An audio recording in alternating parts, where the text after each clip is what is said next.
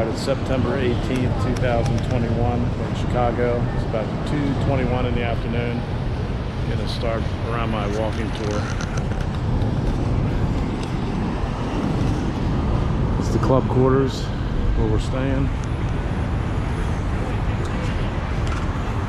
And that's the Trump Tower.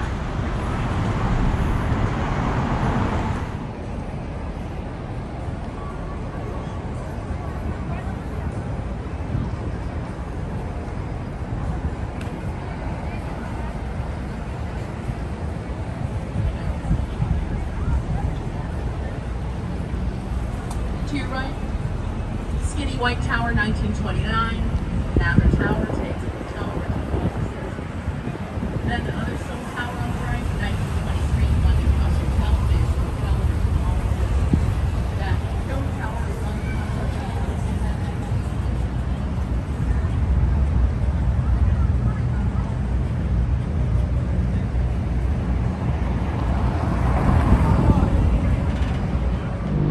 At the club quarters, getting ready to make our walk around town here in Chicago.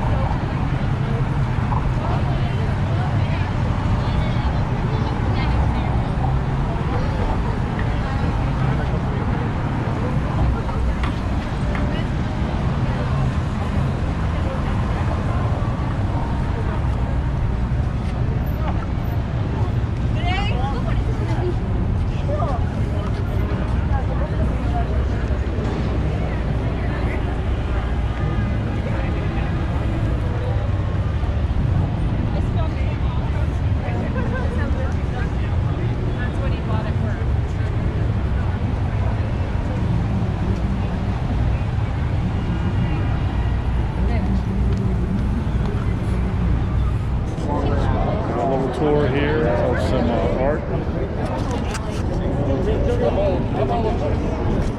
We're doing great.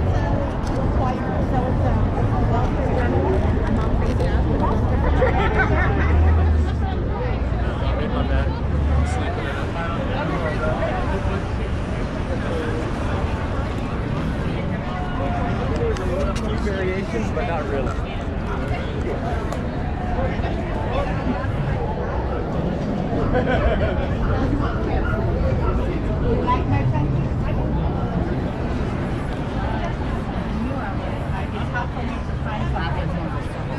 It's like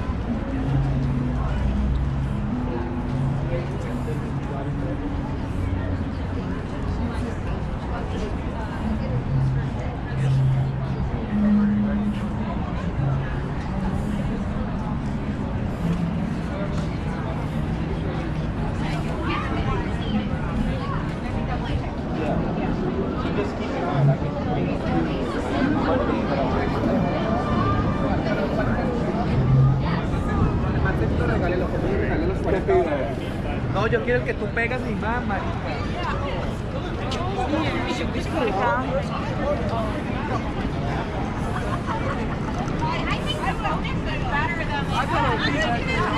I'm kidding. I'm like so honored. Take care.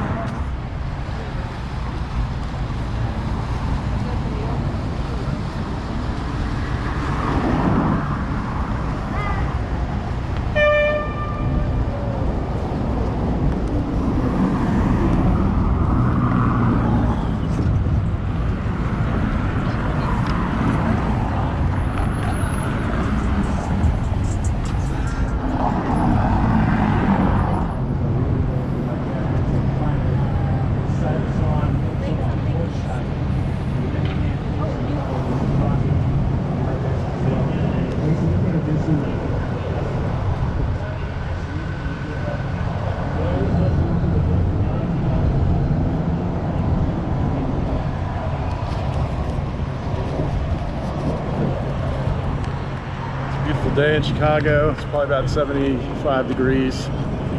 It's almost 3 o'clock on a Saturday, September 18th, 2021.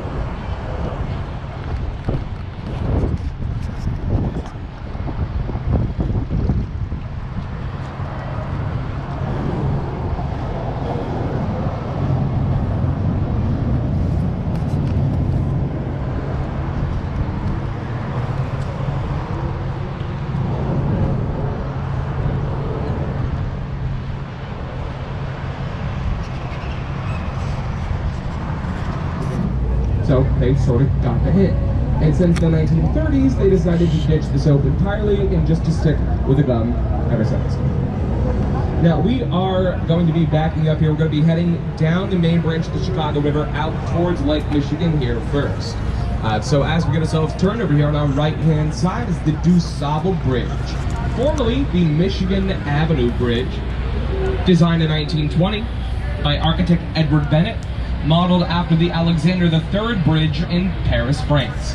It is one of 4 double-decker openable bridges in the city of Chicago. In the city of Chicago, we do have a lot of bridges. We're going to see a couple of them along the tour today. Based off the Malines Cathedral in Belgium. It was an office tower until 2018, when they started to turn it into condos. Most of those just start opening up next year for some cool, affordable downtown living. I'm kidding. They're coming in at around $10 million a piece. Yeah, a nice summer home, right? Sign me up for 2. Over here on our right-hand side again, we're gonna see up there on the right with the white sides and the black vertical line windows. That is the Aeon Center, formerly the Standard Oil Building, known around these parts as Big Stan. He's the 4th tallest in the city. Check him out. 1,136 feet. That is 345 meters for our international guests. It's got this white North Carolina granite on the corners, in between the windows, and then lining the top there. Keep looking up in that same direction up on our right. You guys see up there? With the curving, undulating concrete floor slabs, like this. And it's got the water drop motif along the outside. That one back there is the aptly named Aqua Tower, designed in 2009 by Illinois-based architect Jeannie Gang, that is G-A-N-G. The bottom 20 floors of our Aqua Tower are the first Blue Radisson Hotel, and the rest of it is all residential living space.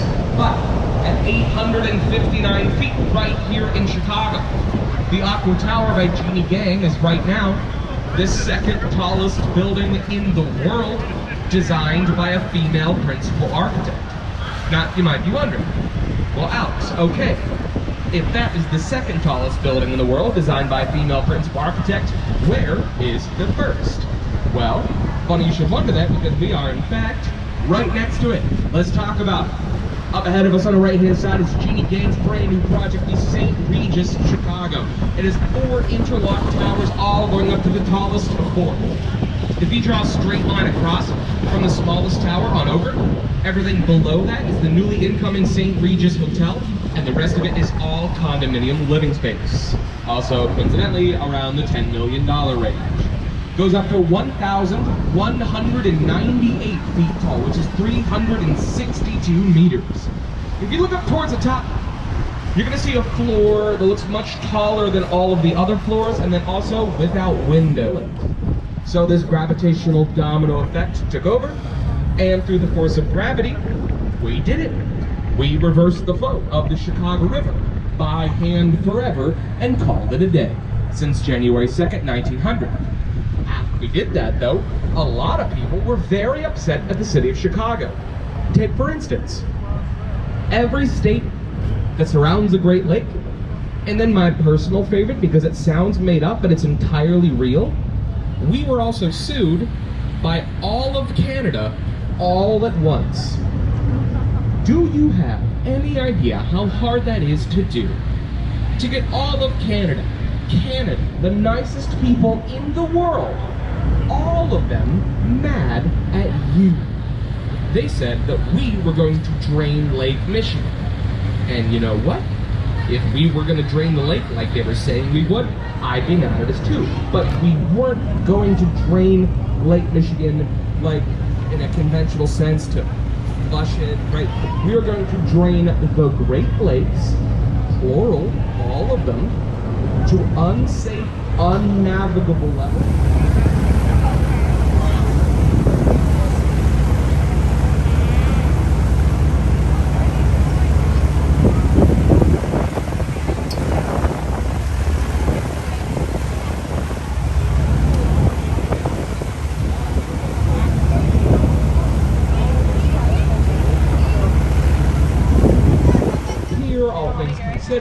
But in 1933, it started to train Navy pilots, predominantly for World War II. In 1937, they changed the name officially to Navy Pier.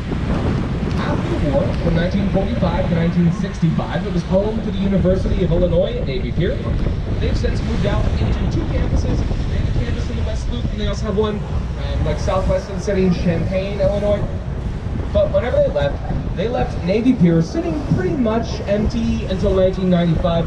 I mean, we had a bunch of music festivals down there, and that's where the taste of Chicago was for a very long time, but pretty much empty outside of that. But then in 1995, it finished a $250 million renovation into what it is today, the top tourist destination in the state. With a 200-foot Ferris wheel, an amusement park, a skylight theater, a botanical garden, a Tony Award-winning Shakespeare theater, an IMAX theater, a children's museum, the Dusable Hotel here on the side, just added last year, just finished last year, with beautiful lakeside views. Here at the end with a green dome roof, and the white and brick ornamentary pillar towers is the Aeon Grand Ballroom. It's a 3-tiered ballroom that you can rent out for weddings or proms or bar mitzvahs or really expensive birthday parties if you wanted to. Up here on our right-hand side is our oldest building that we're going to see on the tour, the Chicago Harbor Lighthouse. The lighthouse on our right-hand side was built in 1893 as part of the World's Columbian Exposition of the same year. The original lens inside the lighthouse, so not the lens that is currently in it right now, the one that was in it when it first came up, was one of the first electrically powered lenses. For that, we're trying to raise some money for them, so please feel free to go down and check it out. It's a good time. If you guys have any questions, please come up and ask away, and we'll pick up the tour here in a few minutes.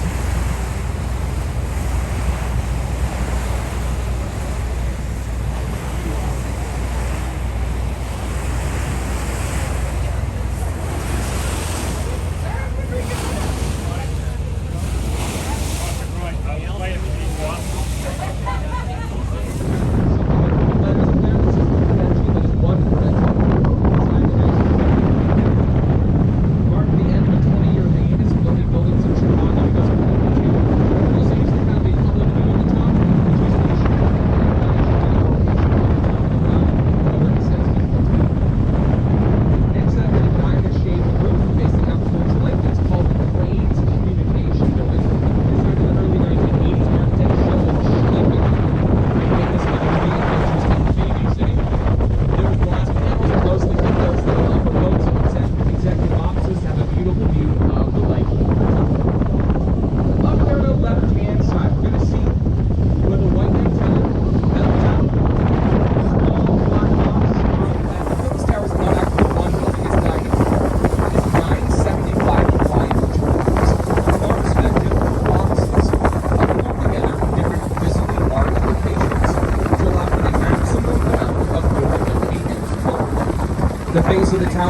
It's made out of around 2 million cubic feet of concrete, which is the concrete at the base of the tower to make a 5-lane highway for 8 miles.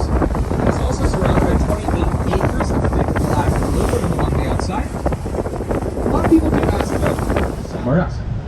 The fair was supposed to begin in 1892, on the 400th anniversary of Columbus's expedition. But by the time the original start time for the fair rolled around, a funny thing started to happen. Chicago politicians would not stop talking. We could not stop lobbying for this fair, in all honesty, even if we wanted to. Because getting the fair in Chicago, for us, was life or death. I know that sounds like a stretch, but it couldn't be closer to the truth. There was just no better way to bring that many people into the city, to gain an interest in it, and help us rebuild after our tragic fire, right? So we knew around 10 mark miles, it's like an hour and 10 minutes. That day it took us 7 hours to get home. Most of that was waiting for, and you know I counted, 14 trains to pass before I could squeeze myself and adjust myself onto one single car to get me home. But part of it was a nightmare, but you know what? If it happened again tomorrow, I will do it again in a heartbeat. But enough about me. We covered all the good parts of history according to the flag. You got the fort.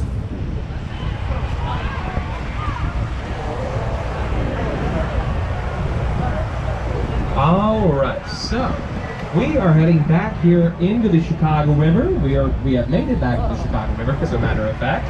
Before we get into some of these buildings here, first things first though, how about a round of applause for Captain Rodney and our crew keeping us safe out there on the lake. Thank you everybody, appreciate it. Over here on our right hand side, let's take a look with a round on the inside of our house.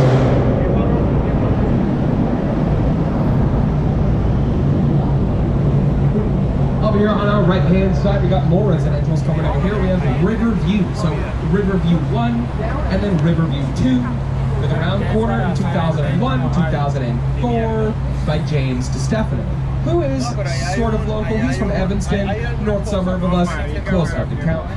Townhomes at the bottom, condos at the top. Take a look at the top of Riverview 1. You're going to see the round windows up there? That is a shared space for them. No one lives there. The floor below that are 2 penthouses, one in each half of the building. One of the half facing the river sold in 2018 for $13.5 million. Sounds like a lot. And it is. However, for what you get, that is honestly not a bad deal, for real. So you go upwards of $50 a month.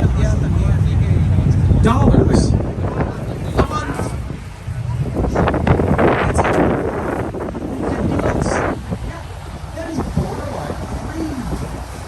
However, if you ask me, I say that's good news. Because that means that now I can afford to live in the parking lot. And that's close enough. Over here on our right-hand side, coming up on the Sheraton Grand here in downtown Chicago. Beautiful precast limestone panels on the outside. But when I'm looking at the Sheraton here, I'm looking at the windows. You notice they have this teal-green color play, which, if you do a quick 360 around us, you notice many buildings down here share the same idea, with a blue, teal, and green glass. And that is to mimic the color of the Chicago River on the main branch. The reason our river on the main branch is this unique teal color that it is because of 3 things.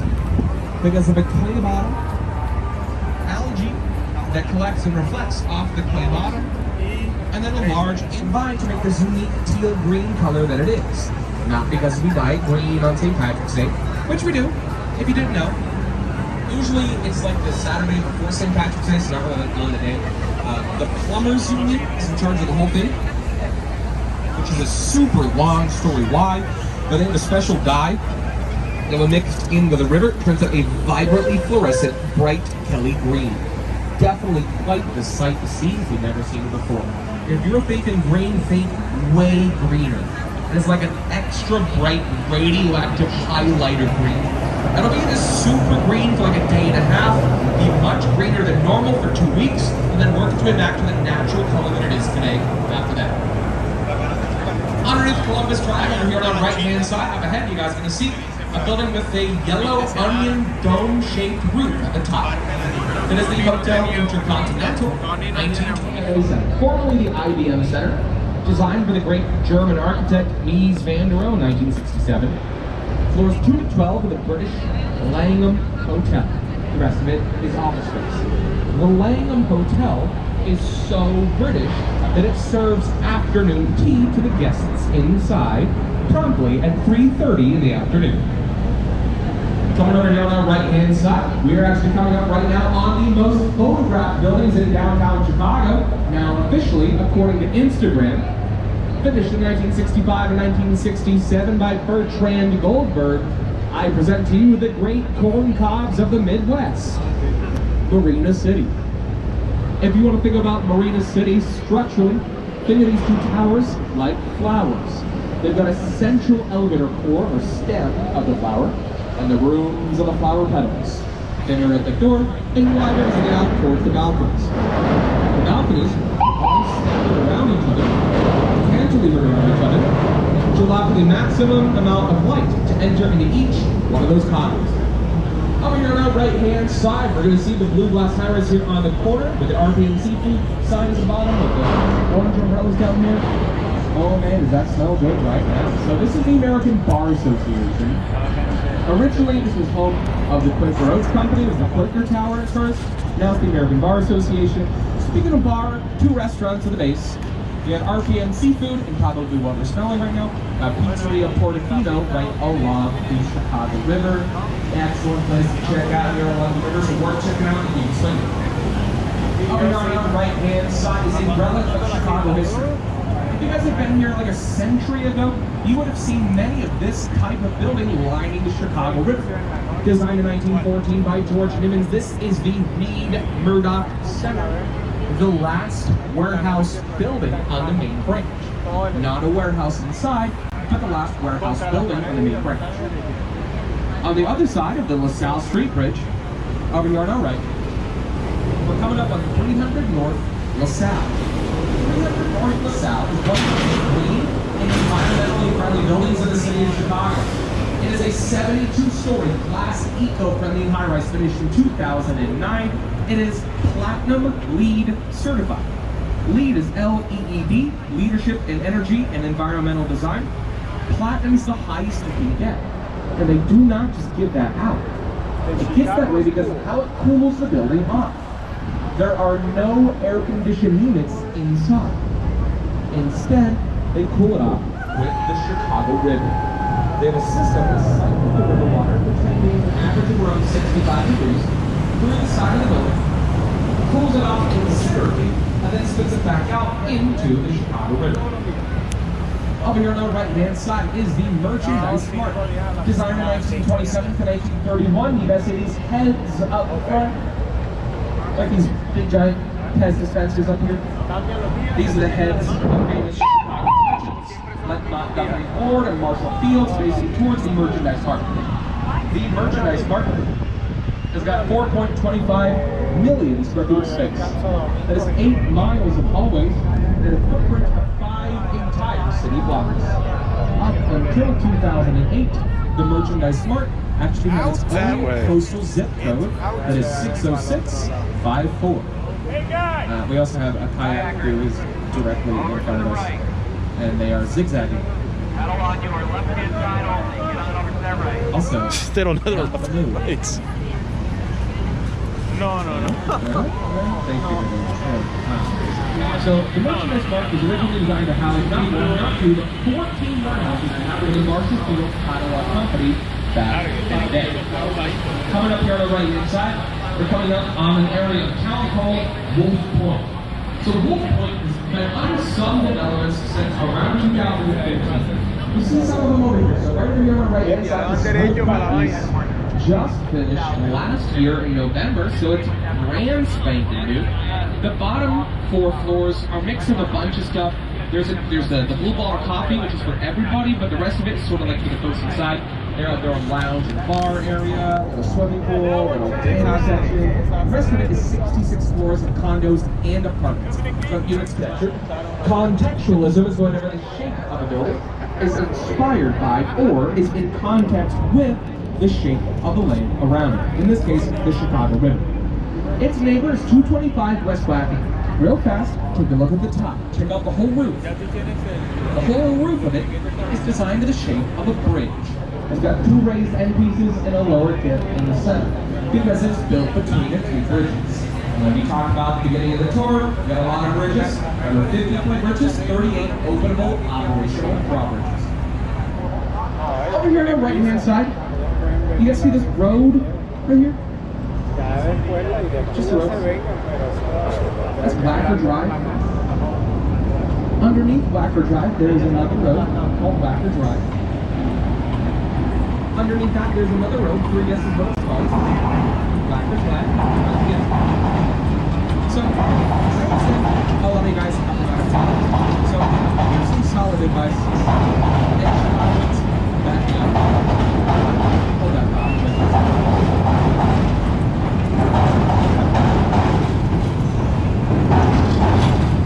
My advice to you is this. Don't go to Blacker Drive. That's it. It's too confusing even for us. You ready for this? There is a North Blacker Drive and a South Blacker Drive and a West Blacker Drive and an East Blacker Drive and an Upper Blacker Drive and a Lower Blacker Drive and a Lower Blacker Drive and all 4 directions and all 3 levels of Blacker Drive. They don't match up with their GPS and it doesn't work down there in the first place. So you have to drive in Blacker Drive. And in Chicago, they'll tell you the same thing. Stay up top. At the very least, you'll still see the light of day. You're still searching for a family still in the neighborhood. So if you see them, let us know. Up here on the right-hand side, we're going to see up ahead, the blue glass high-rise here on the corner is 111 West Black. Looking at it straight on like we are right now, you're going to see a more transparent panel of glass going up on the left-hand side. It's a hallway in the middle, and again towards the top. That's called a reveal, designed to reveal something about the building. And in this case, it's just designed to help you see the side of it a bit better. On the other side of the Clark Street Bridge, here right, we're coming up on 77 West Blacker Drive. Architect Ricardo Baker and James II wanted to mix 2 classic styles in one building, brick and road. You see, if you look at the top, with a temple up there, after the Greek parking lot, and then you see Roman at the base. They're calling an archway by windows.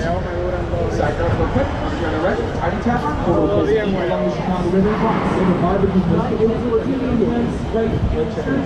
But up here on the right-hand side, this black and gray granite building designed as a column within a column is 35 West Blacker Drive, better known as the Leo Burnett Building, although the Leo Burnett Advertising Company. Who's come out with such characters like the Jolly Green Giant, the Pillsbury Doughboy, Ronald McDonald, sort of. They came up with the idea for him, but they've actually lost the rights to him recently. We have Snapcrackle the Cop, Tony the Tiger, they're all Chicagoans, and they all came out here. So if you look up ahead of us, up to the right a little bit, see the Morton Steakhouse site? Behind that, with the green glazed terracotta and the golden tower at the top, that is the Carbide and Carbon building, designed in 1929 by the Burnham brothers, the sons of Daniel Burnham. They have designed that building in protest to the Prohibition. Designed to look like a champagne bottle on purpose. Which will never not be funny to me because the city had no idea what was happening. Because all they told the city was green terracotta and gold ornamentation. And the city goes, yeah, okay, cool, whatever, go for it. All of a sudden, much to their surprise, and maybe even the Prohibition, there was suddenly a giant champagne bottle with actual 24-karat gold leaf wrapped at the top, right in the middle of downtown Chicago. Here on the right-hand side of the tower, up at the top, 4 temples called Pantheons. A large temple called Nobody, sitting atop the 35 East Blacker Drive, the old Jewelers Building. When the Jewelers Building first came up in 1925, it also first came with a driveway.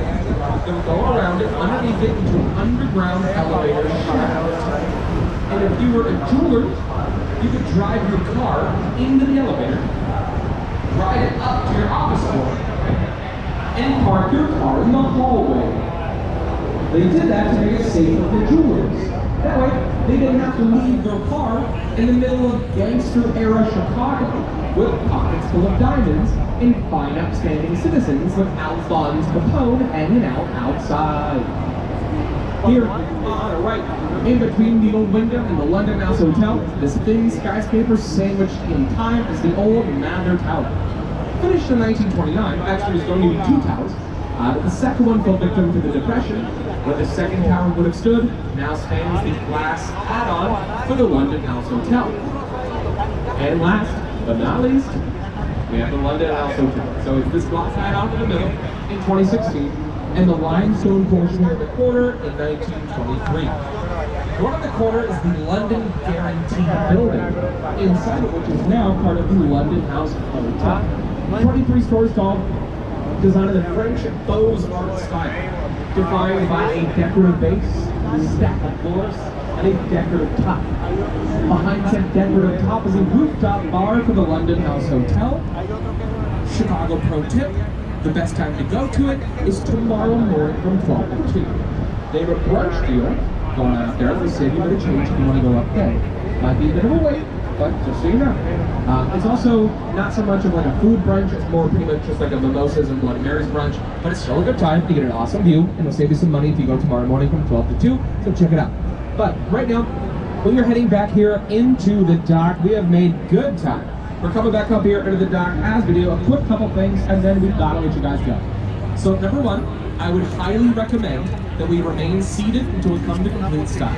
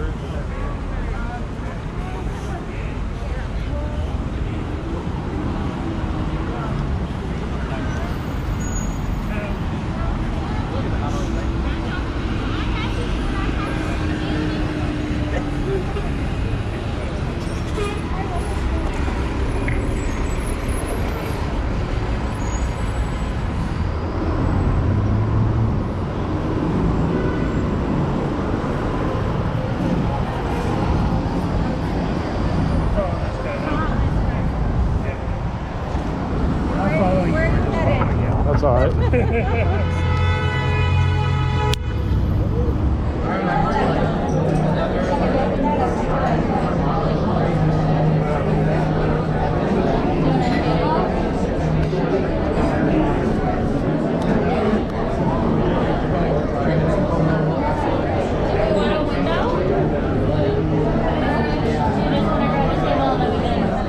Well, I'm up in the one of the buildings here. I forget the name of the building.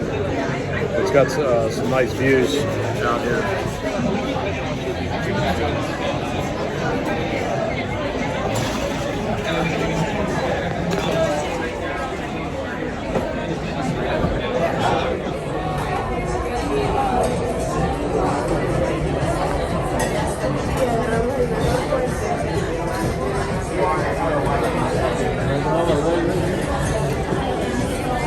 La guitarra que ella me mandó la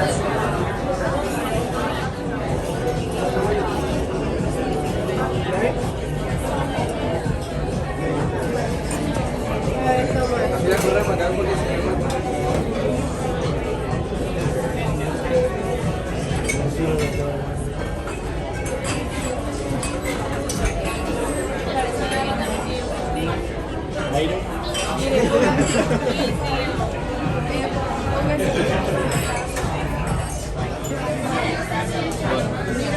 So this shoreline goes all the way down.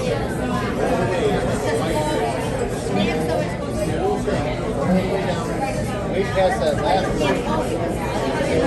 Park. This whole thing is park. See, that's all park right there. There's this there and all that kind of stuff like that. I need all the homes down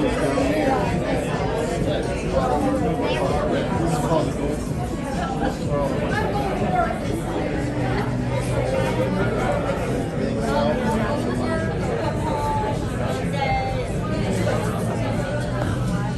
but I mean, Joyce and I used to walk all the way down to that goal and go all the way back to the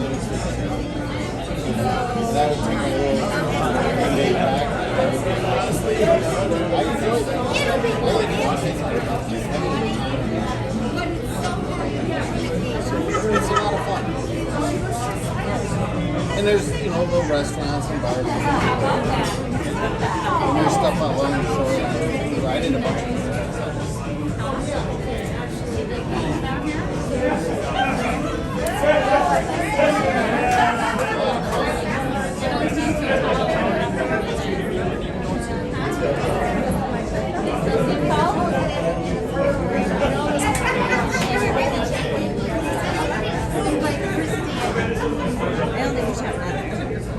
I'm not like that.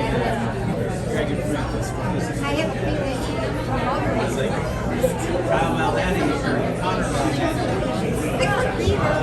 Went by some of your buildings and David Cass.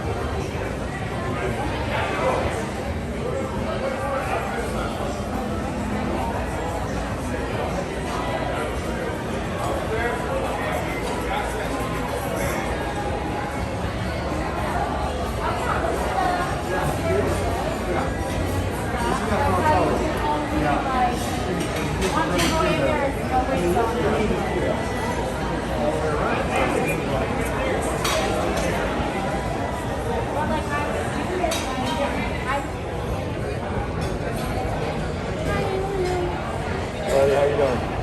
Can't take pictures here? Buena verde.